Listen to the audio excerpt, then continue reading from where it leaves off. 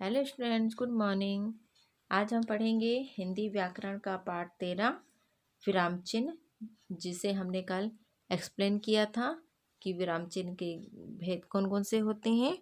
विराम चिन्ह के भेद: पूर्ण विराम, अर्ध विराम, अल्प विराम, प्रश्नवाचक चिन्ह, विस्मयादि बोधक चिन्ह, योजक चिन्ह, निर्देशक चिन्ह, कोष्ठक, हंसपद चिन्ह, विवरण चिन्ह, उद्धरण चिन्ह और लाघव चिन्ह। इसके बाद हमने पढ़ा था विराम चिन्ह किसे कहते हैं। तो लिखित भाषा में स्पष्टता लाने के लिए प्रयोग किए जाने वाले चिन्हों को विराम चिन्ह कहते हैं। ठीक है, आइए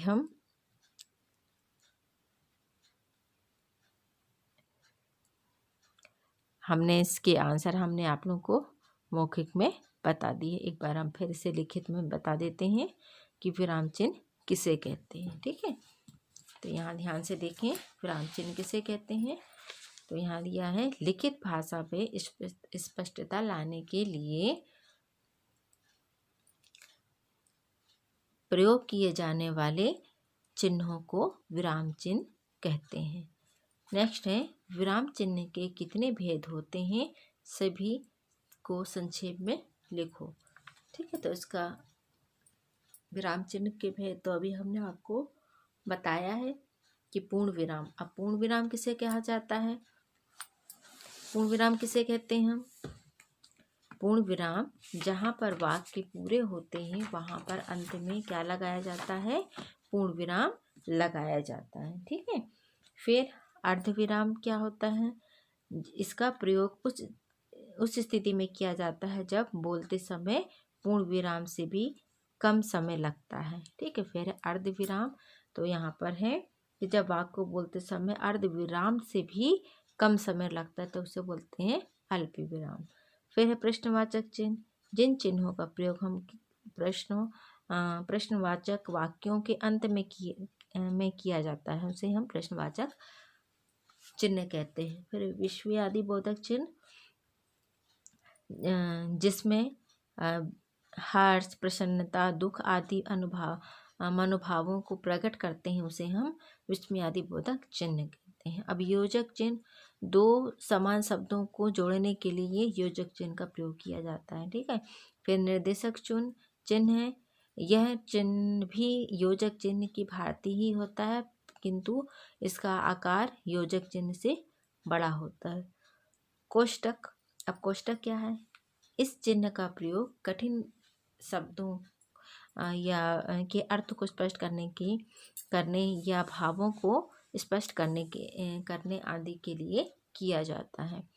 फिर है हंसपद चिन्ह। ये क्या होता है? जब कोई सेंटेंस हमारा छूट जाता है तो उस वाक्य को हम इस तरह के चिन्ह बना के ऊपर लिख सकते हैं ना।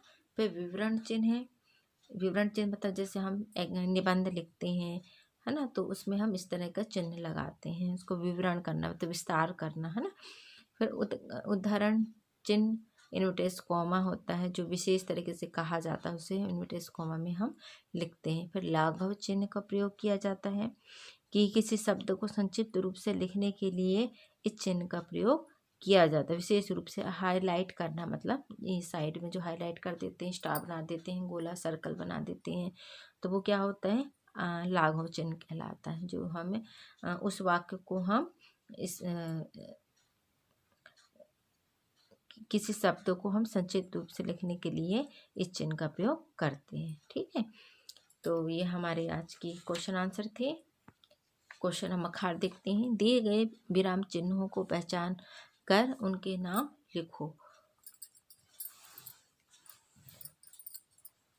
अब यहाँ पर क्या दिए हैं? चिन्ह दिए हैं और उन चिन्हों को देख के यहाँ पर उनके नाम लिखने हैं ना। तो ये कौन सा चिन्ह है? ये अर्ध विराम, अल्प विराम, हंसपद चिन्ह, उद्धरण चिन्ह, यो विस्मयादि बोधक चिन्ह, प्रश्नवाचक चिन्ह और ये विवरण चिन्ह। नेक्स्ट क्वेश्चन, दिए गए वाक्यों को ध्यान से पढ़कर उनमें संबंधित उपयुक्त विराम चिन्हों के नाम लिखना है। इसका प्रयोग वाक्य के पूर्ण होने पर किया जाता है, उसे कहते हैं पूर्ण विराम। प्रश्नवाचक वाक्यों के अंत में लगाया जाने वाला चिन्ह प्रश्नवाचक चिन्ह कहलाता है। दो समान पदों को जोड़ने के लिए चिन्ह का प्रयोग किया जाता है, उसे बोलते हैं योजक चिन्ह। जो चिन्ह हर्ष, घृणा, आश्चर्य तथा मनोभावों को प्रकट करने के लिए किया जाता है उसे हम विस्मयादि बोधक चिन्ह कहते हैं। लिखते समय किसी शब्द की छूट जाने पर जिन चिन्हों का प्रयोग किया जाता है उसे हम हंसपद चिन्ह कहते हैं। ठीक है, तो ये हमारे आज का लेसन यहाँ समाप्त होता है, विराम चिन्ह। ठीक है, तो इससे भी होमवर्क यही है कि आप इसे प्रश्नोत्तरों को पूरी तरह से कंप्लीट करेंगे।